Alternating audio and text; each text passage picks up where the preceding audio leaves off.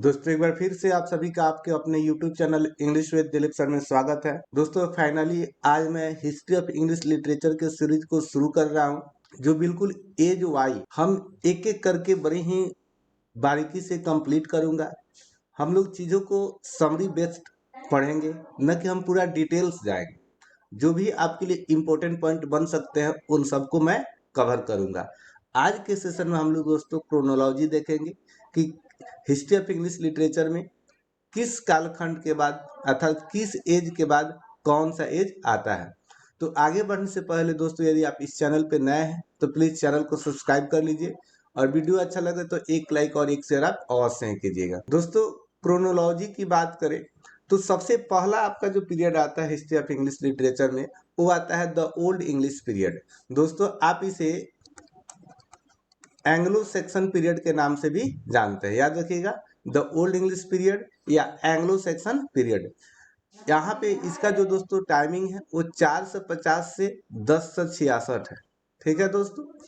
अगला जो पीरियड है आपका मिडिल इंग्लिश पीरियड। ये जो आपका मिडिल इंग्लिश पीरियड है इसको कुछ सब पार्ट में बांटा गया है, जनरली 2 या 3 आपको मिलेगा। मिडिल इंग्लिश पीरियड को दोस्तों हम डार्क एज के नाम से भी जानते हैं, जो आपका फाइनली जो 14 से लेकर 1500 का समय है, शताब्दी का समय है।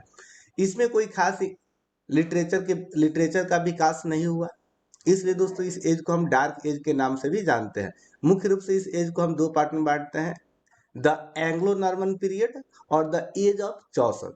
तो दोस्तों जो द एंग्लो नॉर्मन पीरियड है, जहाँ से नॉर्मन्स कब्जा कर लेते हैं इंग्लैंड पे, वो शुरू होता है आपका वार ऑफ हेस्टिंग से 1066 से, जो चलता है 1340 तक।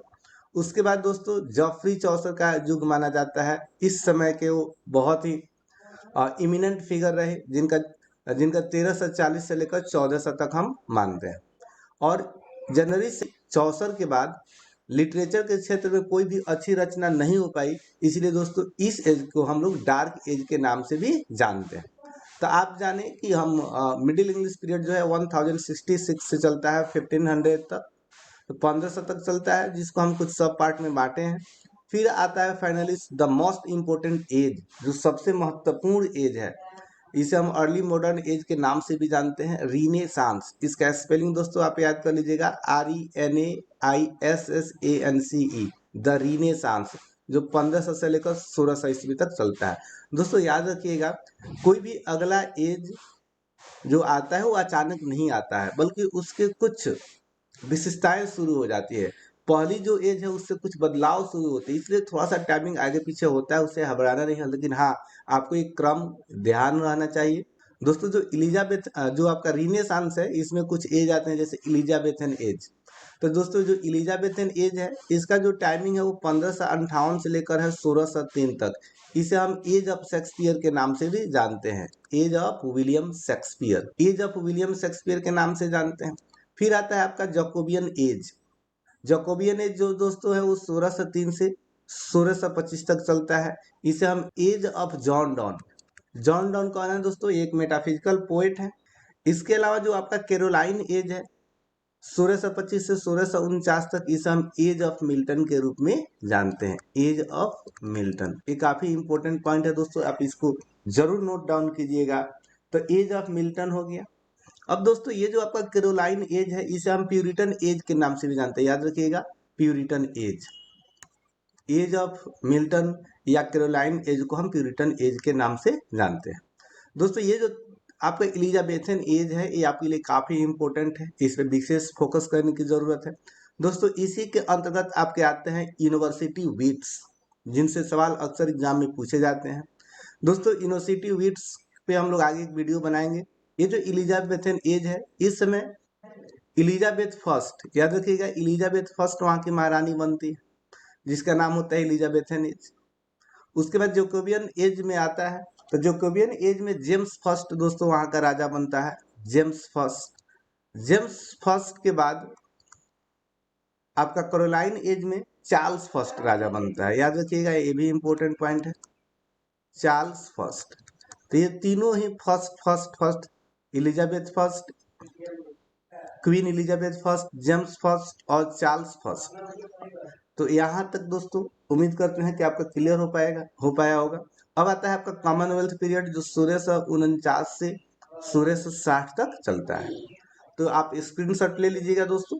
और हाँ, यदि आप सच में चाहते हैं कि आपकी बेहतर तैयारी हो तो वीडियो के साथ साथ आप अपना नोटबुक जरूर तैयार कीजिएगा, जो आपको आगे रिवीजन करने में परीक्षा के दौरान काफी मदद करेगी। अब अगला जो पीरियड है दोस्तों आपका है न्यू क्लासिकल पीरियड, जो 1660 से 1798 तक चलता है।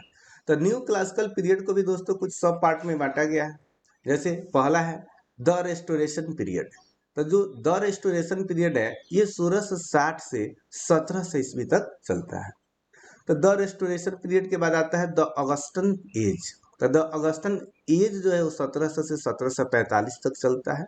और फिर आता है द एज ऑफ सेंसिबिलिटी, जो 1745 से 1798 तक चलता है। अब यहाँ पे कुछ पॉइंट है जो आप नोट डाउन कर लेंगे। अब रेस्टोरेशन पीरियड जो शुरू होता है इसमें चार्ल्स सेकेंड राजा बन जाता है। Charles second. जो आपका कॉमनवेल्थ पीरियड था उसमें कोई राजा नहीं होता है, मोनार्की वहाँ पे खत्म हो चुकी होती है। फिर से चार्ल्स सेकेंड को बुलाया जाता है फ्रांस से, जो आगे के लेक्चर में हम लोग समझेंगे। तो द रेस्टोरेशन पीरियड है, इसका जो इमिनेंट फिगर है वो है आपके जॉन डॉन, याद रखिएगा, सॉरी ड्राइडेन। तो इसीलिए हम इसको एज ऑफ ड्राइडेन के नाम से जानते हैं, एज ऑफ जॉन ड्राइडेन। फिर आता है द अगस्टन एज। तो जो अगस्टन एज है इसको हम एज ऑफ पोप के नाम से भी जानते हैं, age of Pope, Alexander Pope. Pope कहने से आशय है अलेक्जेंडर पोप। फिर आता है आपका जो एज ऑफ सेंसिबिलिटी, इसको दोस्तों हम age of doctor Samuel Johnson के रूप नाम से जानते हैं, age of doctor Samuel Johnson. अब जो आपका द एज ऑफ सेंसिबिलिटी है इसको हम ट्रांजिशनल पीरियड के नाम से भी जानते हैं। किस नाम से जानते हैं दोस्तों? ट्रांजिशनल पीरियड के नाम से भी जानते हैं एज ऑफ सेंसिबिलिटी को। आई होप यहाँ तक क्लियर हो पाया होगा आपको।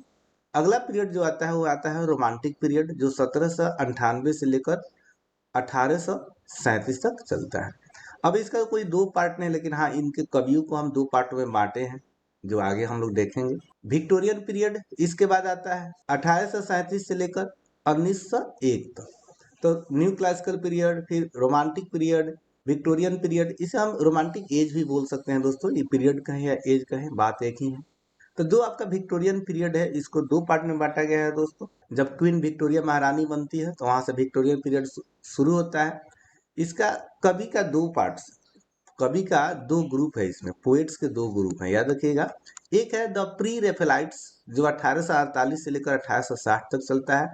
फिर है एस्थेटिसिज्म एंड डिकेडेंस 1880 से 1901 तक चलता है। तो विक्टोरियन एज में पोएट्स के दो ग्रुप हैं, द प्री रेफेलाइट्स और द एस्थेटिसिज्म एंड, इसे हम डिकेडेंस के रूप में जानते हैं। तो यहाँ पे टाइमिंग है। आगे के सेशन में हम लोग एंग्लो सेक्शन से शुरू करेंगे, जिसको हम ओल्ड इंग्लिश के नाम से भी दोस्तों जानते हैं। ये आपका है द मॉडर्न पीरियड। तो ये जो आपका मॉडर्न पीरियड है 1901 से लेकर 1945 तक चलता है। इसको भी हम दो पार्ट में बांटे हैं, हम नहीं बांटे हैं दोस्तों, हिस्टोरियंस दो पार्ट में बांटे हैं। द एडवर्डियन पीरियड 1901 से 1910 तक चलता है। फिर आता है द जॉर्जियन पीरियड 1910 से 1936 तक चलता है। फिर है आपका पोस्ट मॉडर्न पीरियड 1945 से दोस्तों अभी तक जो चल रहा है, इसे हम पोस्ट मॉडर्न एज के नाम से जानते हैं। तो एक छोटा सा वीडियो था जिसमें हम लोग क्रोनोलॉजी को देखे हैं, हिस्ट्री ऑफ इंग्लिश लिटरेचर के कालखंड को देखे हैं, जिसकी शुरुआत होती है ओल्ड इंग्लिश पीरियड से, जिसको हम एंग्लो सेक्शन के नाम से भी जानते हैं। तो दोस्तों अभी तक यदि आप वीडियो को लाइक नहीं किए हैं तो प्लीज़ लाइक कर दीजिए, और चैनल पे नए हैं तो चैनल को सब्सक्राइब कर दीजिए। Thank you for watching this video till the end.